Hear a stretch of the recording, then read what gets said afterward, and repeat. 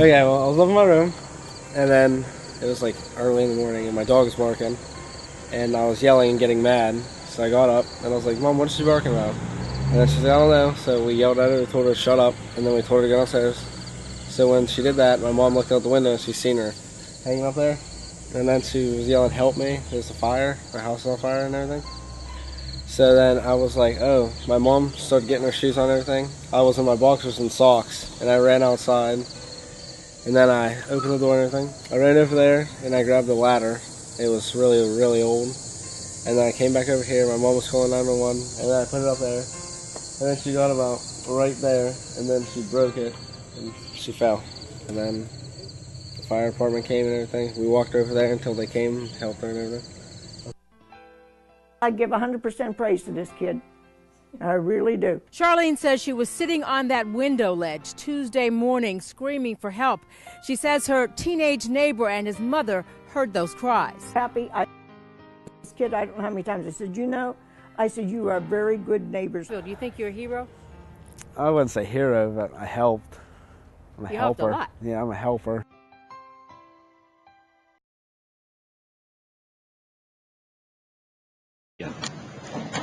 Good morning. My name is Caitlin McCormick, and I'm a student at C of Tennessee, Knoxville.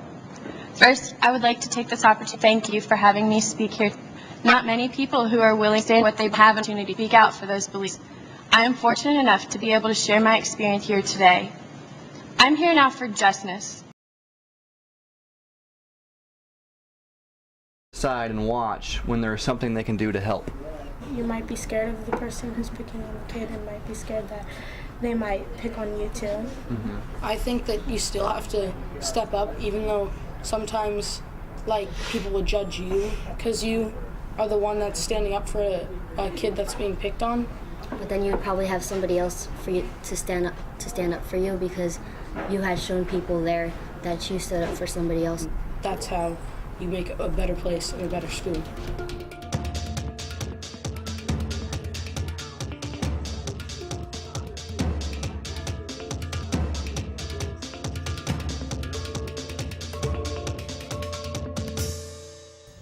In the show, it talked about acceptance being the same thing as silence. So if you're quiet and you do nothing, that's the same thing as accepting it. What do you guys think about that? Well, I think it's not alright just to sit there and say nothing. You should at least, try to help out. I have friends and their parents just don't talk to them about it at home. And it's never been a part of their lives to talk about racism and sexism and accepting all of different kinds of people. So I think it's definitely important to talk about it at school and with everyone. You may not think that there's prejudice in Palo Alto, but actually one of my neighbors, he seems prejudiced. Like if I say hi to him or anything, he just brushes me off or whatever. And if you're different in any way, you're a target. Like I am stutter, and so people called me names like speech impediment, and they no idea what it really was, and it just made me really mad at them. It's harder for the people that we're calling racist, or as Alex said, prejudice. It's hard to deal with the fact that someone's telling you that you need to stop being prejudiced and you need to stop what you're doing.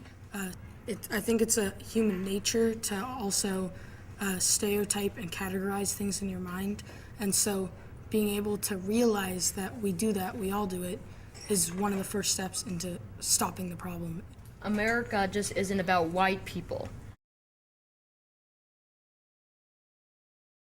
To set the agenda. But I think that starting local and having it be more of a grassroots thing and saying, look, in this one community, we're speaking out against this white supremacist, white nationalist view. It's a constructive movement, right? It's not destroying anything. It's a constructive movement. That's a very good point. What we were thinking about was, instead of pointing out the shortcomings and fallacies of Prussian Blue and other organizations like them, is that we can respond in a more positive way.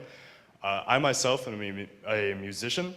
And we were thinking that instead of responding in a negative way, we could form our own band that promotes more diversity and acceptance and love and harmony as opposed to these racist views. So we thought that was a really great idea.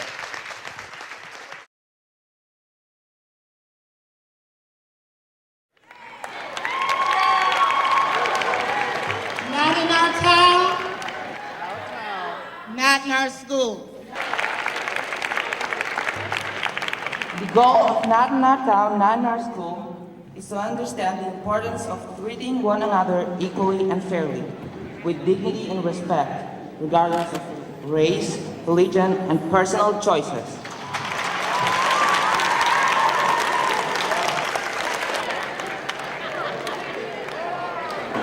Oh my God, I wonder how they chose him for me to marry at the age of 3. Not all Indian girls have their marriage arranged for them when they're children.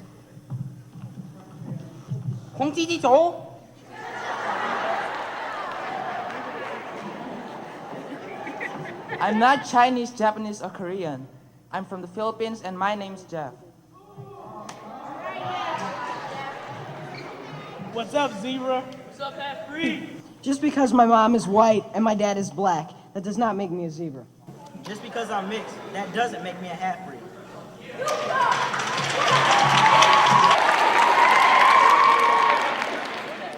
Vento, Chavez, yo quiero Taco Bell. Not all Mexicans speak Spanish, and we don't eat at Taco Bell every day.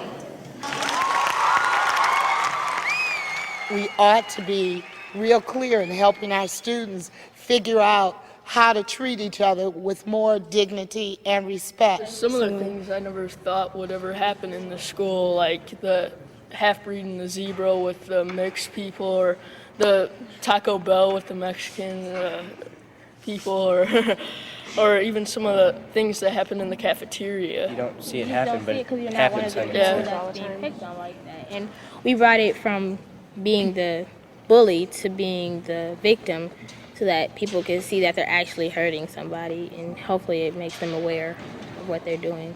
You know, we might not be able to, make amends for what, maybe our ancestors did, but we can, stop some of these things from happening in the future. One of the lines was, in order to improve our future, we must know where we've been in the past.